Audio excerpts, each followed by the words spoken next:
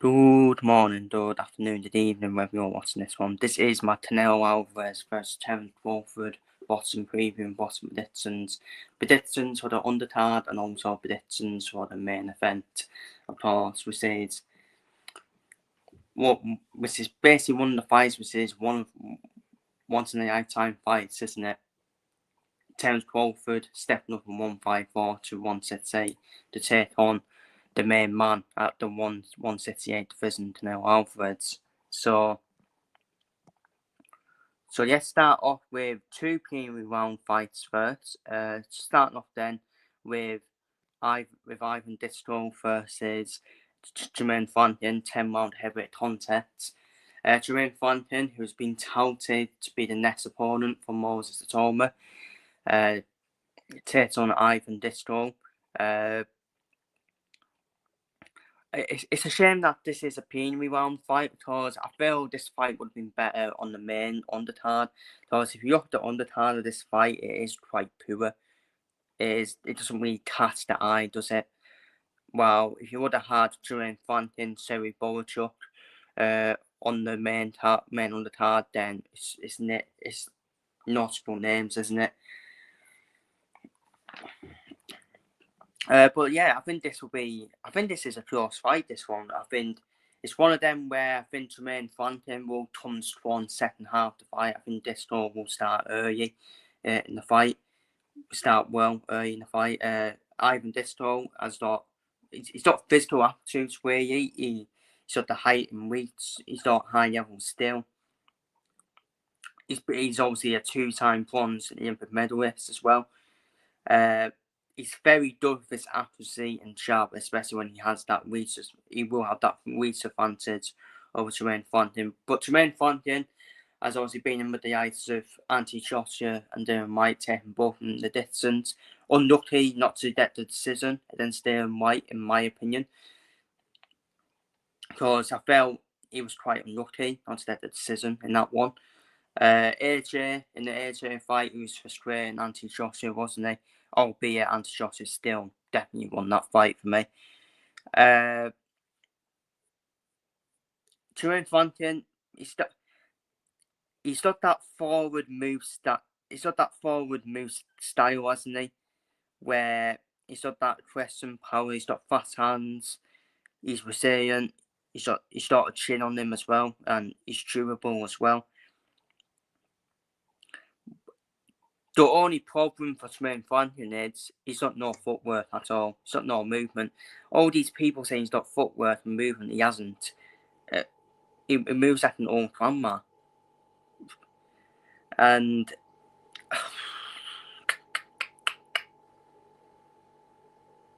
I'm gonna edge towards Fontaine shots on points. I am gonna edge towards Jermaine Fontaine on points. I actually do think it is a close fight. It is a very close fight. It actually is a 50-50 to me. But I would edge towards Jermaine Fontaine shots just because of the opponents he's been in with. Anthony Joshua, Darren White. Well, Ivan Disso's not hardly been in with anyone, let's be real. So I'm just going to go for that experience of Jermaine Fontaine in the end to win on points since Ivan Disso. Up next, we've got obviously the rematch between Seri Bolachuk and Brandon Adams. This is the rematch, but this time it's in the middleweight division. Seri Bolachuk is stepping up to 160 pounds, which is quite interesting. But I think it's one of them for Bolachuk, isn't it? Bolachuk is thinking himself at 160, I can easily become a world champion at 160, and he can easily become a world champion at 160 because if you compare him, we need to wait and see how he does at middleweight, of course. But if you compare him to what we got at 160 pounds at the moment, it's only really Janabek and Carlos Adames who you would probably say are the top guys in that division. I think he can easily beat Yara, Eswandi Yara, well past it, Eswandi Yara. So maybe Bolachuk might be tighter than him as well. I think Bolachuk's got potential, hasn't he, to be a unified champion in this 160 pound division because there's not many clear options really. There's not many fighters there where you think to yourself, wow, they're going to be unified champion. Apart from Janabek and Tyler Stamets, I think Zach Bolchuk can easily be up there, in my opinion. Obviously, these two I've met before, where it was a 7th round stoppage, a 7th round KO win for Bolchuk, where it was a brutal yet tough, wasn't it, that obviously ended up stopping Brandon Adams in the end. But Brandon Adams has been in with a lot of fighters, hasn't he?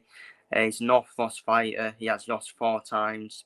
He has been KO'd once in the 2nd round. He fought Jamal Charlo as well, all them years ago. Took him the distance. Well, Bolchuk, I think, like I said, I do think Bolchuk wins this fight, in my opinion. Bolchuk, power puncher, very adaptable. He's got a very... He's an aggressive Ukrainian Mexican hybrid style. That's his style, which is quite exciting to watch. And he's obviously had a strong amateur career as well. For me, I'm going to go for the same result then. Pretty much near the same result. Done go for Bolchuk to KO Brandon Adams again. But this time to do it in the 6th round. I think he'll do it in the 6th round, Bolchuk. And I think it's like a good first fight for him, isn't it? In a step not to a new weight division for Bolchuk. So, yeah, I think Bolchuk's boxing stills will be far too much upon Adams in the end. So I'm looking for Bolchuk to win in the 6th round. Up next, we got the Saudi Arabian Mohammed Ayatal. He takes on John Norris, 6th round super featherweight contest. John Norris, orthodox fighter. Mohammed Ayatal. Obviously, we've seen Ayatal in most of the Saudi shows so far. Got that Siek boxing style, hasn't he? Got that Siek.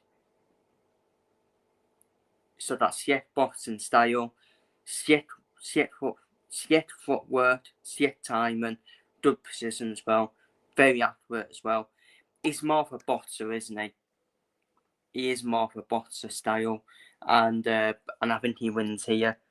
And I think that Ayatal wins on points against John Norris. Up next, one of my favourite fighters to watch, Christian Mbiyi, takes on Yasser Martinez, 12-round contest for the interim WBC super middleweight title.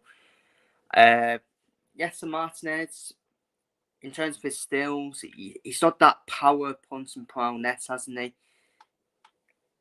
He's got that power punch and prowess, he's got that precision, accuracy. Very good with the counter punch and timing as well. Very versatile in his defence, Yasser Martinez. Patience as well. He's got patience and he's got that range control as well. Wow, Christian Mbiyi, one of the most exciting fighters to watch.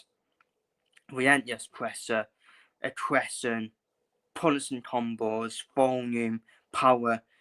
Got that amateur pedigree as well. Got the speed, got the explosiveness. Offense is his defense as well.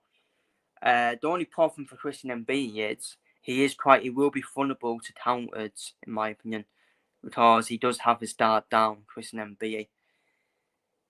He does have his guard down, so Yasser Martinez might get some joy with his counter punching on Christian Mbiyi, but I think Christian Mbiyi just be far too much, I'm afraid, for Martinez. I just think Christian Mbiyi is just too relentless for me. Just too relentless. The combos are punishing. The combos are really punishing as well. So the speed, explosiveness as well. I just think it's far too much for Martinez, in my opinion, to deal with. I'm going to go for Christian Mbiyi to win the 5th round. I can only see that in 5 rounds, in my opinion. Because I just think Christian Mbiyi would be far too relentless for Martinez, especially when Christian Mbiyi, I can just see Christian Mbiyi really cutting off the win.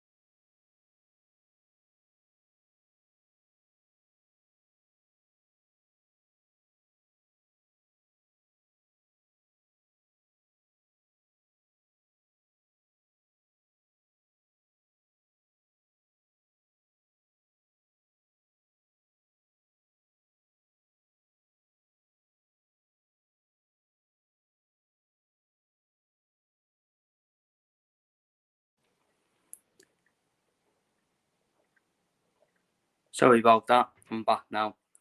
Just have to answer the door there. But yeah, like I said, I just think Christian MBE's speed, explosiveness, cutting off the win as well, volume, power, relentless pressure. I just think it'd be far too much. For Jesse Martinez to deal with, in my opinion. So I'm going for Christian MBE to win the fifth round stoppage. Up next, we've got Karen Waltz versus Fernando Vargas Jr. 12-round super welterweight contest. Decent fight. I think this is a decent fight, this one. I've watched Karen Waltz a few times. Not a bad fighter, is he? Not a bad fighter. Karen Waltz. Vargas. Start off with Vargas. Southpaw fighter. Got them powerful hooks as well. Effective jab.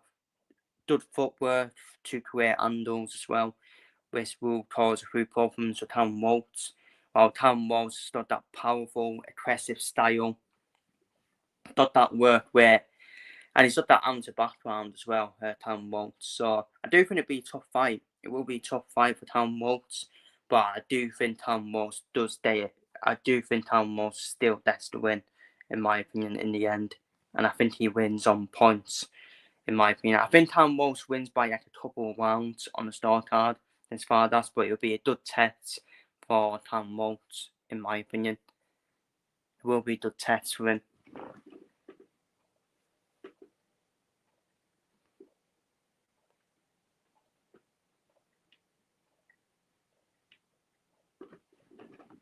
Definitely will be a good test for him. So, yeah, that is my prediction for that. And now, for the one you've been waiting for, the main event. Canelo Alvarez versus Terence Crawford for the 12-round contest for the undisputed super middleweight titles. Canelo's undisputed super middleweight titles. Terence Crawford stepping up 2 weight divisions as well. Terence Crawford. And why not? Yeah, that's what I say. Why not? Because at the end of the day, I just had Terence Crawford. He's at that age now. He's got really nothing else to do, really. Why not step up and get the win? Get another win like he did against Elton Spence. But this time, stepping up 2 weight divisions since Canelo Alvarez. Why not? Why not take a shot at it? Because I look at both of these fighters, and I actually do think it might be the last time we see both of these fighters, to be honest with you. Because I'm looking at Canelo Alvarez. Even if Canelo Alvarez wins or loses, I don't know where the hell Canelo Alvarez does next, to be honest with you. What has he got to do next? That's what I'm saying. It's the same with Crawford. If Terence Crawford didn't take this fight, then Terence Crawford would have easily become undisputed at super welterweight. But now Terence Crawford is stepping up them weight divisions. It's done behalf of Crawford to go back down to 154 after this. Yes, for real. So I do believe it is Crawford's last fight. The only fight Canelo Alvarez probably has yet is the Chris Eubank Jr. Fight, because Chris Eubank Jr. be chasing that fight if he can get the job done in the rematch against Conor Benn. Because that's the money fight for Eubank Jr. But it's a win for Canelo Alvarez, another win for Canelo, let's be real. And Canelo Alvarez, it's been an amazing, one of the greatest pound stars we've ever seen in boxing. Canelo Alvarez, hasn't he?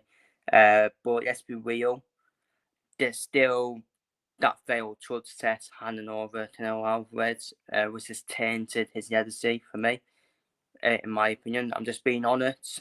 I'm sorry, I'm just being honest, but I don't like fighters failing drug tests, in my opinion. I just don't like it at all, because it means you're trying to cheat as well. People say it was contaminated meat and all that. How's he supposed to know? Well, I'm not being funny. He is supposed to know. Sport athletes are supposed to know what they're eating. Let's be real, and what could potentially be in it as well. But we won't go into that. So there is an asterisk next to Canelo Alvarez Yedsi for me because of the failed judge sets. There isn't with Terence Crawford. Terence Crawford has been amazing as well. One of the greatest pound for pound stars out there as well. So it's a cast between two of the greatest pound for pound stars we probably ever seen in boxing. Yes, we will. Pound for pound versus pound for pound for the undisputed super middleweight titles. It's a once in a lifetime fight as well. All the marbles be on it on Netflix as well. All the marbles be on it. Canelo Alvarez brings a lot of revenue as well for the Mexican fans as well. Mexicans pretty much Mexico's star, isn't he? Let's be real, Canelo Alvarez. And both fighters still, well, we don't need to go through the stills. We know how good they are, but we'll go through it. Terence Crawford, southpaw boxing stance, but he can easily switch from southpaw to orthodox. Terence Crawford, he really is that good. He's a switch hitter as well. Terence Crawford, straight line fighter. He's got that versatility, rhythm, simple style as well.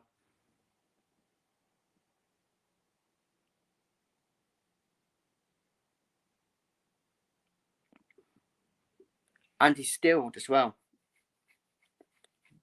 One of the more skilled boxers and fighters we've ever seen in boxing for me, Terence Crawford. Canelo Alvarez, counter punch power nets, formidable body work, technical skill, defensive powers as well. Has a bloody chin on him, doesn't he, Canelo Alvarez? He's took a lot of shots in his career. But to be honest, that's his defence, isn't it? That's his defence because he keeps coming forward, Canelo Alvarez. Power, precision, mental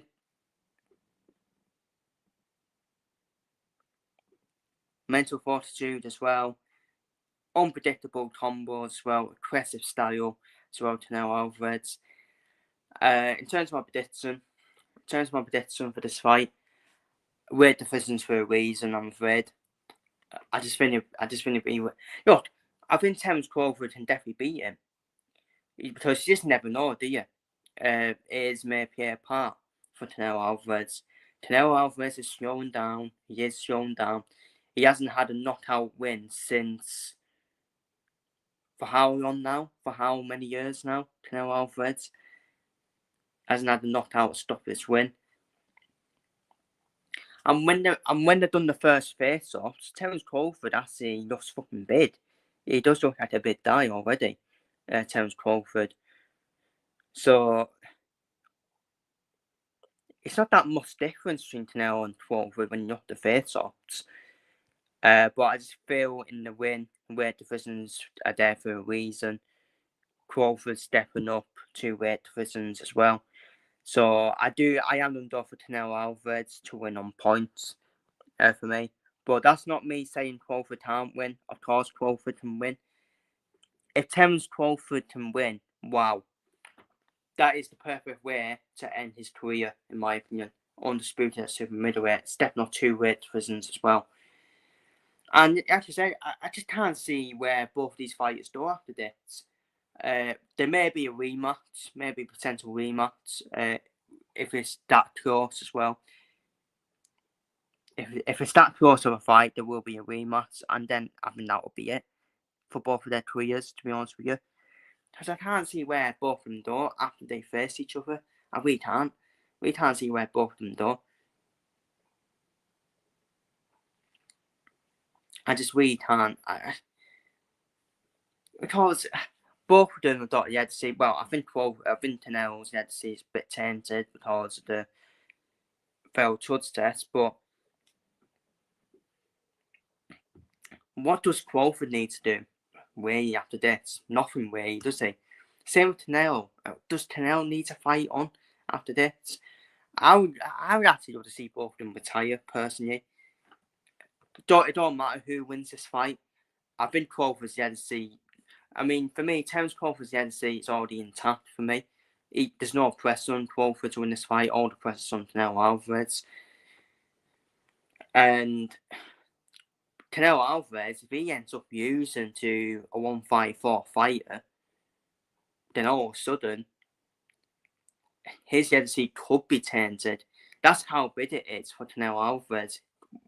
That's why it's a must win for Canelo Alvarez, because with how much Terence Crawford, if it was one weight division jump up, then that's fine, isn't it? That would have been fine. But a 2-weight division jump up, he can't be using, I'm afraid. If you're Canelo Alvarez, he can't be using. So defeat for Canelo Alvarez is massive for Canelo Alvarez for his legacy, in my opinion. People were making excuses, yeah, but he was getting old and all that. But hang on a minute, Crawford's stepping up 2-weight divisions. So I do think it'll be close. I actually do think it will be a close fight. And I do think we will see the rematch as well. I just think both of them are just so good, in my opinion. Even Crawford stepping up. Even Crawford stepping up to super middleweight, I still think he'll be dud. I still think he'll be dud because he is just that dud, Terence Crawford. This is not yet Conor Benn, by the way. This is not yet Conor Benn. This is Terence Crawford, for God's sake. Conor Benn is not. Conor Benn has not even won the area title. So, and Conor Benn got knocked down twice by a Frenchman as well. So let's not compare Crawford jumping up and Conor Benn jumping up. Because I do think Crawford can still fight at this division and still give Canelo Alvarez a tough test. But I think Canelo Alvarez will win it by, I think Canelo Alvarez will win 7-5, something like that, on the start card, win by 2 rounds. That's what I can see happening. I do think it'll be a close start card though. So, but then that's my bottom preview and bottom predictions for the big one. Canelo Alvarez versus Terence Crawford. And on the card fights as well. Feel free to see your predictions for all the fights I predicted in this video. And I'll see you all in the next one. Who do you think will win? Will Terence Crawford become undisputed super middleweight champion and taint Canelo Alvarez's legacy? Well, kill Canelo Alvarez's legacy? Or will Canelo Alvarez keep his legacy intact? Feel free to take your thoughts down below in the comments, and I'll see you all in the next one.